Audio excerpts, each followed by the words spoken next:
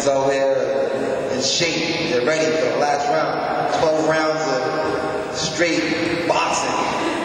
And I like to thank y'all. You guys are really being honest. You guys just take these questions off the top, and you guys doing your thing right now. Let me say the last question. As a member, I'm needing something different. A number of residents raised the feeling that Main South is always the last in the city on priorities, or isn't even on the list. For example, the roads here are often rotted, broken, compared to other parts of the city. Also, it seems our neighborhoods is least likely to get one of the pools proposed by the city manager.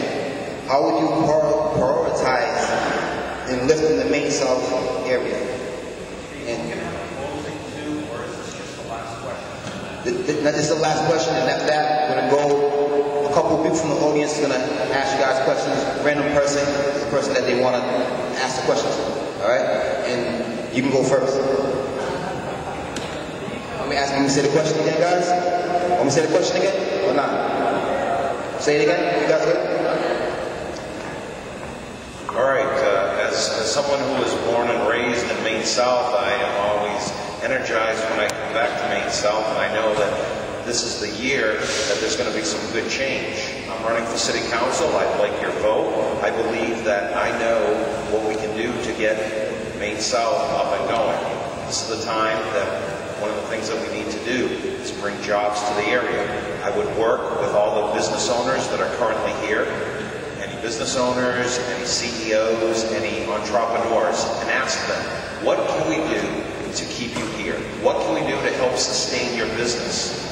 Then, and I would think that most of them would say, maybe if we lowered the tax rate, that would definitely help, because then we could have their businesses expand. Having their businesses expand, then new businesses would move to the area.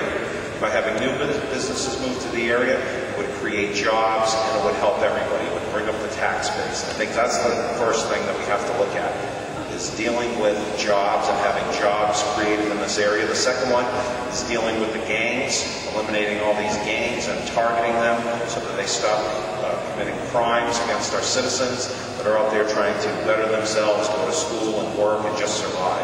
Those are the things that I would do, and I'd appreciate it if you vote for me November 3rd. It's Bill McCarthy. Thank you. Actually, this will be like the last question, because we're supposed to move at 8, so I don't think we're going to be able to do that thing, Steve. Yeah? I mean, whoever, if you guys, whoever wants to stay past 8, can still stay and answer questions. You know, when you get a chance to campaign, you get a chance to meet a lot of different people, and you have conversations all over the city. I've always felt the best way to campaign, grassroots. That's why I joined with Barack Obama right away, even though people were saying Hillary Clinton.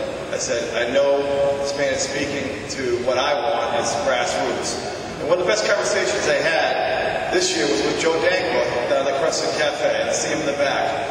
One of the things that Joe told me and talked about, and it really hit a point with me, is that we have a lot of communities right now that they have some certain leaders and people stay within their community. The sign of really stepping up is when we can break through the communities, still have that sense of who we are, but also have a sense of being all part of one. And my point on this about lifting up Main South is we have to develop that sense among all of us. And in the first place, it has to start at City Hall.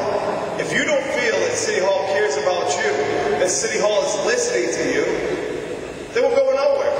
You'll never lift up Main South, West Haddon, Vernon Hill, Grafton. So the point of my question is that the answer is this, is that the best way is to restore trust, that we're actually listening, whether it be pools or other issues that have come up over the past few years. I don't think we've done a good enough job. So pledging going forward that I'm going to work, make sure we're listening better.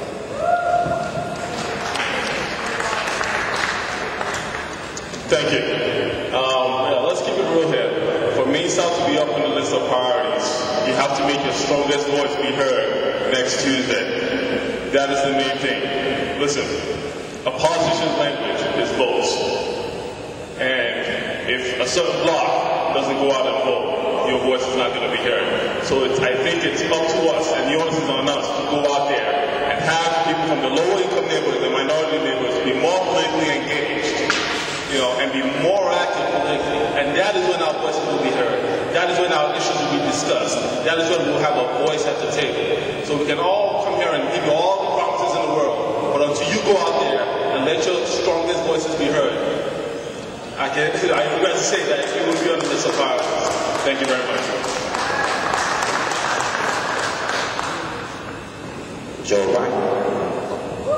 Just real quickly, I've been walking around the city for the last 3 months knocking doors, and not just knocking where people voted, in large numbers on the west side of Burncoat, but I've been in Great Brook Valley, and Plumley Village, and Lakeside, and Vernon Street. And we really are two cities, right? There's one part of the city where the streets are greener, and the grass is greener, and there's more trees, and the parks look a little nicer, and the schools get a little shinier. And then there's a part like down where I live, and a lot of other neighborhoods in the city where the streets are pretty dirty, and there's not a lot of grass, there's not a lot of places for kids to play, and there's certainly not a lot of trees. And there's a lot of tough things happening on street corners that folks struggle with. And I don't know the answer to all that, but I do know that you need to have a mayor, I think, who commits themselves to getting out every week and going out in the neighborhoods to meet with folks from all parts of the city and have an honest conversation about what we're up against and how we work together to try to address it. I don't think there's any easy answers, but I do think that we need to have a mayor that's going to be out in the community every day, making a commitment to that, and kind of trying to figure out how we equalize those two worlds that we live in the city. So, thank you.